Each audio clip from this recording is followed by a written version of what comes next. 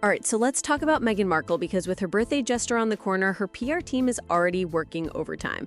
For most people, a birthday is just a birthday. For Meghan, it's a full-on strategic launch for her next vanity project, and they are almost always a complete disaster. Every year, it feels like we get some big, calculated media moment, and this year is no exception. We're already seeing these totally ridiculous articles pop up claiming Meghan is expecting to receive a birthday gift from an unlikely royal family member. Seriously, after publicly trashing the entire monarchy on Netflix and crying to Oprah, we're supposed to believe King Charles is picking out a gift?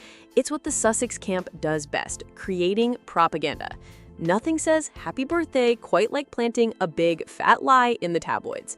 But this year, the PR games have a seriously explosive new twist. Because just as this fake story about royal reconciliation services, an even bigger bombshell has dropped from her former best friend, Jessica Mulroney. Insiders are now claiming that Jessica, whose own life is currently imploding, now deeply regrets ever being friends with Meghan and sees the entire friendship as a dark cloud that led to her downfall. So, is the one person who knows all of Meghan's secrets finally about to talk? This is getting messy. So let's get straight to this bombshell article because it is an absolute masterpiece of perfectly timed revenge. This comes from the Daily Mail, written by one of their top reporters, Alison Boshoff, and the headline is just devastating. Jessica Mulroney says now she regrets becoming friends with Meghan. You just know this is going to be good. The article claims that as Jessica's own 16-year marriage to Ben Mulroney is publicly collapsing, insiders are finally spilling the tea on what went wrong, and all roads lead back to one person, Meghan. And get this, the source of all her misery isn't even the public scandal that got her canceled a few years ago. No, according to this well-placed source, Jessica herself traces her unhappiness all the way back to that glorious day in 2018 when she watched Meghan walk down the aisle at St. George's Chapel. That's right, the peak of their friendship, the moment Jessica was front and center as Meghan's chief bridesmaid, is now the moment she reportedly pinpoints as the beginning of the end. The source claims that Jessica truly considered Meghan family, but now she looks back on that whole period as a dark cloud that has hung over her life ever since.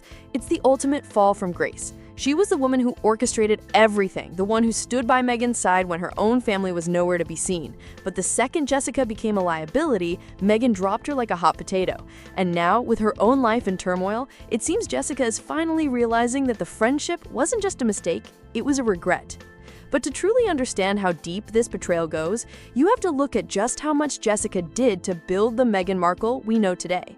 She wasn't just a friend, she was the architect of Meghan's rise to power. To understand why this betrayal cuts so deep, you have to remember the power dynamic when they first met. Before Meghan was a duchess, she was a divorced, jobbing actress on a cable TV show in Toronto. Jessica Mulroney, on the other hand, was basically Canadian royalty. Dubbed the fairy godmother of Canadian fashion by Harper's Bazaar, she was a top stylist with serious social clout, married to the son of a former Canadian prime minister. They were a legitimate power couple. Meghan was the one who needed her. A well-connected gossip columnist, Shannon Gavani, put it perfectly, saying, "The Jessica Mulroney relationship was key in that it opened up Meghan's world." And he's not kidding. This wasn't just about borrowing nice clothes. Jessica gave Meghan access. She's the one who connected Meghan to people like then Prime Minister Justin Trudeau and his wife Sophie. But here's the most crucial connection of all. Jessica is the one who introduced Meghan to Marcus Anderson, the global membership director of Soho House. And we all know what happened there. That's the connection that led directly to Prince Harry. Without Jessica, there is no Marcus, and without Marcus, there's no blind date, no royal romance, no wedding, no nothing. With Jessica as her guide, Meghan transformed from a D-list actress into a sophisticated figure. They even took a so-called Girl Squad trip to Europe in 2015, which Jessica hashtagged fake honeymoon, a trip that conveniently ended with Meghan's very first date with Prince Harry. And when the romance started, who was the loyal fixer making it all happen? It was Jessica. According to Omid Scobie's book Finding Freedom, Jessica arranged for Meghan to use a private jet owned by a Canadian power couple to secretly fly to London to be with him. She was the architect of the entire operation. Jessica handed Meghan the keys to the kingdom. So you'd think when Jessica's own world came crashing down, Meghan would be the first one there to help, right? Well, you'd be dead wrong. So, Jessica gives Meghan the key to the kingdom, helps her land a prince, and stands by her side at the royal wedding. You'd think that kind of loyalty would be returned, right? Well, in June 2020, Jessica's entire world came crashing down, and we got to see exactly what Meghan's friendship is worth. A Black lifestyle blogger from Toronto, Sasha Exeter, posted a 12-minute Instagram video accusing Jessica of using her white privilege to threaten her career. The whole thing exploded. According to Exeter, she had encouraged people to support the Black Lives Matter movement, and Jessica reacted badly. Exeter claims Jessica then bombarded her with offensive messages and even threatened to speak to companies she worked with. Exeter called it what it was, a threat to my livelihood and an attempt to silence a Black woman.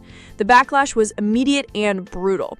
Every single company Jessica worked with dropped her. She was axed from her regular gig on Good Morning America, and the Canadian network CTV completely canceled her reality show, I'd Do Redo. Her career was over in a matter of days. So in her darkest moment, where was her closest friend Meghan? The one who built her entire brand on being a champion for women and social justice? She was radio silent. As Jessica's life crumbled, Meghan didn't do a thing. She didn't defend her, she didn't support her, she didn't say a word. Her team, of course, put out some pathetic anonymous statement saying, of course Meghan has been worried about Jess. She'll always have love for her.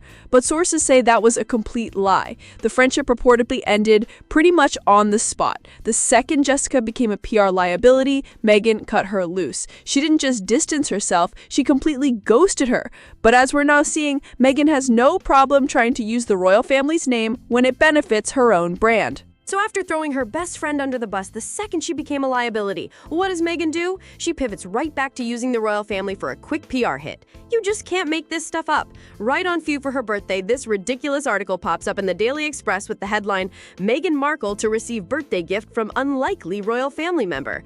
It's presented as this big, exciting news, but let's call it what it is. Birthday propaganda, a big, fat, delusional lie likely planted by her own team. How do we know it's a lie? Because we have the receipts. Just look at the headlines from her 42nd birthday. The Daily Mail reported, royal family failed to publicly send Meghan Markle happy 42nd birthday wishes. And what was the official excuse from the palace aides? They insisted they only mark birthdays of working royals on social media. So let me ask you, what has changed since then? Has Meghan started working for the monarchy again? No. Have she and Harry apologized for trashing the family? Absolutely not. So why would anything be different this year? It wouldn't. It's just another fake news story coming out of Montecito. So you have to ask, why plant something so obviously false? Well, it all comes back to the brand. Her new lifestyle venture, American Riviera Orchard, has been a complete joke so far.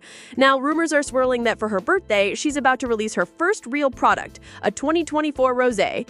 The timing is so predictable. It's like she has to give her fans, or what's left of them, enough time to set up their 10 computers, get their credit cards ready, and maybe even take out a small loan to afford 3 bottles of her wine. When you can't generate real buzz for your products, you invent a story that links you back to the royals. It's a tired, pathetic tactic. But while Meghan's team is desperately spinning this fantasy about receiving royal gifts, the public isn't buying it for a second. In fact, people online have some very different ideas about what she truly deserves for her birthday. So while Meghan's PR team is desperately trying to sell this fantasy that the royal family is sending her gifts, the public isn't buying it. Not for a second. In fact, when the question was posed online, what do you think the royals should really send Meghan for her birthday? The answers were absolutely brutal and honestly, pretty hilarious. The internet did not hold back. The top suggestion? A restraining order, beautifully wrapped with a red ribbon. I mean, the bow is a nice touch, right? Another fan favorite was a conscience, though someone quickly pointed out that the store was probably sold out of her size. Then, of course, there was the suggestion of a jar of jam from Highgrove, so as one person put it, she could learn what actual jam is meant to look like. Ouch. The list just kept going. People suggested the royals send her an NDA, since she's so fond of handing those out, she might as well get one in return. Others said the perfect gift would be the official stripping of her title, or even better, a bill for the royal wedding. I mean, they're not wrong, someone has to pay for it. But perhaps the most fitting suggestion of all was simply a personality transplant. It's harsh, but it perfectly captures the public mood. People are just completely over the fake persona and the constant drama. But while the internet was having a laugh at her expense, Meghan was reportedly delivering one final cruel slap in the face to the woman who started it all. Just when you think the story can't get any more brutal, Meghan delivers what sources are calling the coup de grace, the final killing blow to her association with Jessica Mulroney. While Jessica is dealing with the collapse of her marriage and the ruins of her career, Meghan decided to make one last cold-blooded power move. Earlier this year, she invited actress and comedian Mindy Kaling to appear on her lifestyle TV show with Love Meghan. Now, you might be thinking, okay, she invited a celebrity on her show, what's the big deal? Well, the devil is in the details. Mindy Kaling wasn't just any celebrity. She was Jessica Mulroney's most famous client before Meghan. Jessica was Mindy's stylist. Landing a client of that caliber was a huge deal for Jessica's career. So for Meghan to then parade Mindy on her own show, knowing the history, is a calculated and deeply cruel message. One source put it simply, that seemed very cruel. And it is. This wasn't a coincidence. It's a clear, public statement to Jessica and the world. I've replaced you, I've taken your connections, and now I'm using them for my own brand.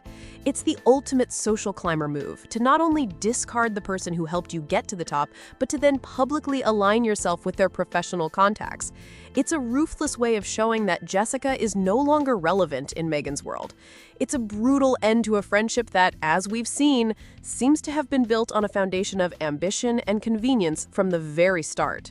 So, when you put all the pieces together, the picture becomes painfully clear. Jessica Mulroney wasn't just Meghan's best friend, she was her ticket to the top. She opened every door, made every connection, and styled her all the way to the royal wedding. And for her loyalty, she was ruthlessly cast aside the moment she became inconvenient. Now, with Meghan's latest brand circling the drain and another birthday rolling around, her PR team is back to their old tricks, planting these completely delusional stories about gifts from the royal family. It's a slap in the face not just to the public's intelligence, but to the very woman whose life and career became collateral damage in Meghan's relentless climb. But now, the game has changed. Jessica Mulroney, the woman who knows where all the bodies are buried, is newly single, professionally burned, and according to insiders, full of regret. It leaves you wondering, is a tell-all book from the one person who saw it all not just possible, but inevitable?